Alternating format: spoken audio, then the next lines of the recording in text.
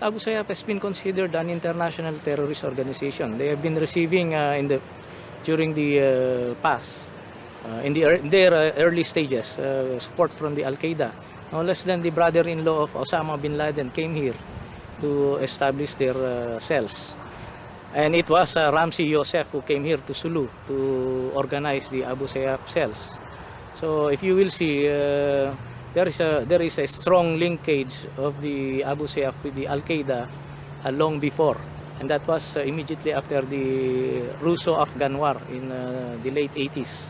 This is part of the global fight against the Asian networks of Al-Qaeda, born more than 30 years ago on the Afghan front. Some American forces are engaged in secret operations throughout the Sulu archipelago, a little-known battlefield in the war on terror. More than 30,000 Filipino soldiers are deployed here. There's almost daily bombings. It's a lawless zone where we can count nearly one weapon per inhabitant. Olo is far from being cured of its evils. Summer 1992, the Philippine government, led by Fidel Ramos, had begun conducting open-ended dialogue with the Islamic-led political wing, the Moro National Liberation Front, or the MNLF.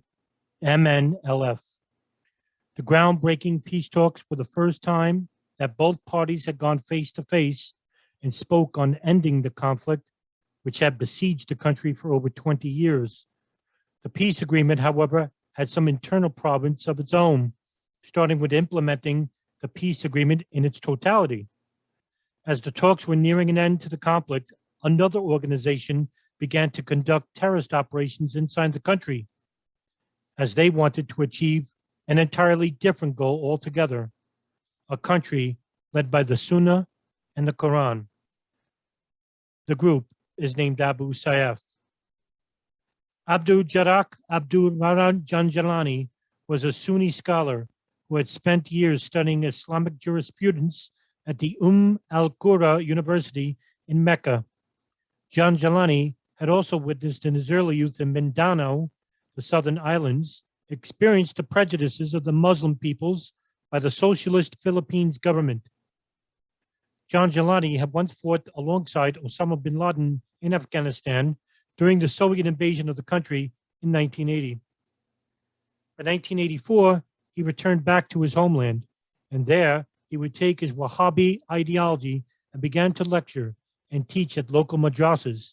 He was easily likable, socially astute, and of course, a voracious reader, and learned Sunni theology to spread the Wahhabi ideology. Janjalani had begun teaching at madrasas by 1985 in towns located in the south of the country, like Basilan and nearby Zambogana city, in which little had to do with the government, which witnessed poverty and petty crime afflict the people there. In 1986, he would visit Pakistan. There, he would meet with Abdul Rasul Sayyaf, leader of the Northern Alliance, and also one of the country's most respected, venerable theologians. Janjalani returned to the Philippines to his home province of Basilan in 1990. By this time, a notable Saudi had entered the country to step up businesses as a way of being legitimate money to help fund terrorist operations. Mohammed Jamal Khalifa, the brother-in-law to Osama bin Laden, had begun to open the International Islamic Relief Organization. Janjalani then began to construct an organization of his own, one in which that will supplant the MNLF as the de facto organization, which will not only supplant the government, but also implement Sharia law for the whole of the country. The name of the group from the Arabic, Jamaat Abu Sayyaf, father of the sword, Abu Sayyaf. One of the group's earliest founding members was Ibrahim Yacoub, who had his actual name hidden because he was also a member of the Philippines National Intelligence Coordinating Agency and National Bureau of Investigation, who had previously infiltrated the MNLF. His actual name, Edwin Angeles. Janjalani was primarily relying on Khalifa to fund the organization, but it also needed independent resources. Angeles was considered head of the newly founded Islamist group and head of its security. It was Yacoub's idea that the group should start committing ransom kidnappings. The Philippines was still considered a high tourist attraction, especially those coming from the United Kingdom. By 1992, Yacoub led the Abu Sayyaf as multiple kidnappings, including a local businesswoman from Davao, an urban city located in Mindanao. According to Philippines journalist Arlen de la Cruz, Edwin was the first deep penetration agent of the military to the Abu Sayyaf. He was the one who actually introduced the idea of kidnappings as part of the fundraising activities of the Abu Sayyaf. By 1994, the Abu Sayyaf were becoming noticed by the global media, as well as militants, even from as far as Saudi Arabia. The group would conduct bombings of local Christian missionaries, business markets, and also extortion, kidnappings, and murders. Meanwhile, all the group's activities were being recorded and closely monitored by Edwin Angeles. Every ranking member from the top down were duly noted by Angeles' remarkable, intricate details. By 1994, the country would receive another notable visitor, this time to help train Abu Sayyaf in the field of bomb making.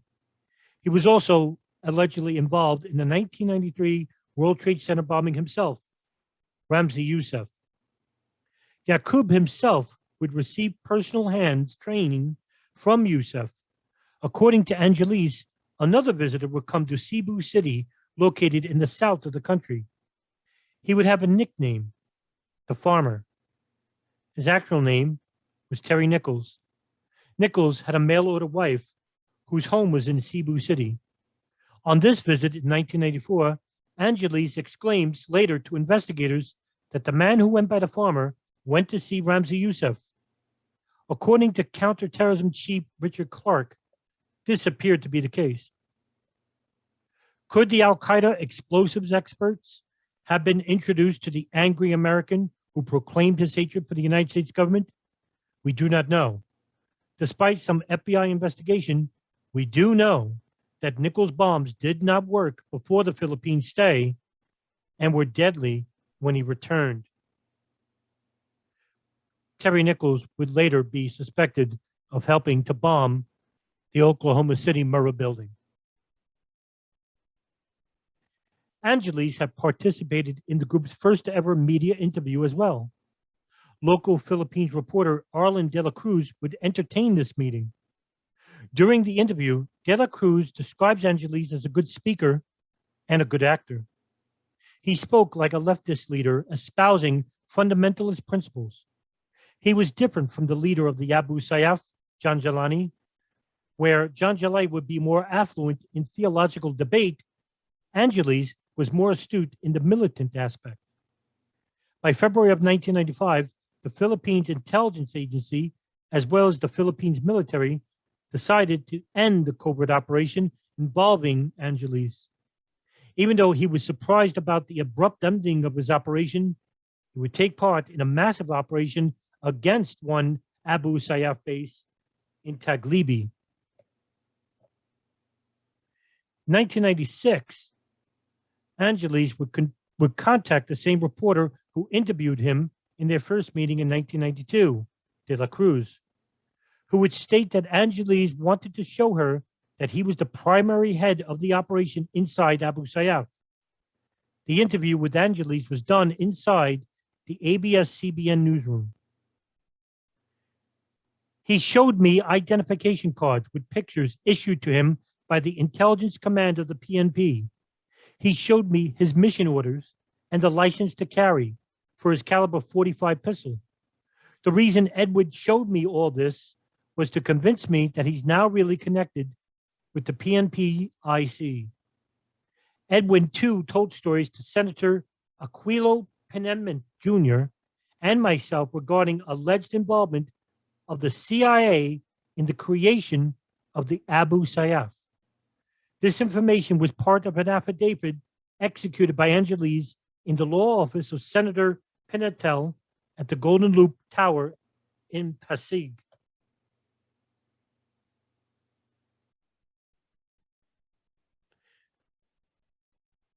Also in 1996, the New York Times will report that according to U.S. investigators, Angeles said he worked alongside Yusuf as he planned the details of the Bajinka plot. The Advertiser, an Australian newspaper, reports that after giving up his cover, Angeles reveals that Abdul Jarak Janjalani and Abu Sayyaf generally had a far greater role in the plot to assassinate the Pope and blow up the U.S. airliners than Foreign Intelligence Agency had previously thought. He said he had met Yusuf several times in the Manila flat. Unlike the New York Times, which had only reported that Angeles switched sides in February of 95, the Advertiser notes that many people believe Angeles was a military planted spy all along. This was confirmed in later news reports, and in fact, Angeles secretly had worked for Philippines intelligence since the formation of Abu Sayyaf in 1991. It is not clear what Angeles may have told his government handlers while the Bajinka plot was in motion, if anything at all. Angeles wished to enter the witness protection program led by the National Bureau of Investigation. The story was now headlines in every major newspaper in the country. The Sayyaf immediately took notice, and Angeles' family were now primary targets for retaliation. Instead, the Justice Department decided to arrest Angeles and indict him for 54 counts of kidnapping with murder. The trial took place in the municipal court of Isabela Basilan, where a court judge heard the case regarding Angeles and decided to acquit him of every charge. The reason? All of Angeles' crimes were done in part while he was an undercover informant, which were being funded by the legitimate agencies of government.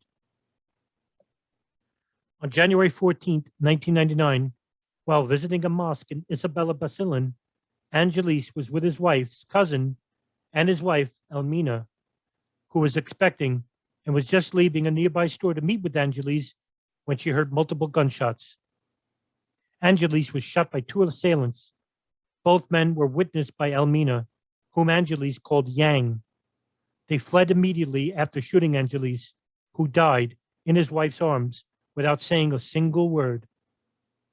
According to De La Cruz, the mystery surrounding Edwin Angeles will continue to puzzle her. Was he an Abu Sayyaf turned government agent, or a government agent turned Abu Sayyaf? Up to the end, Edwin was mysterious as his beginnings and contribution to a problem now called the Abu Sayyaf in the southern Philippines.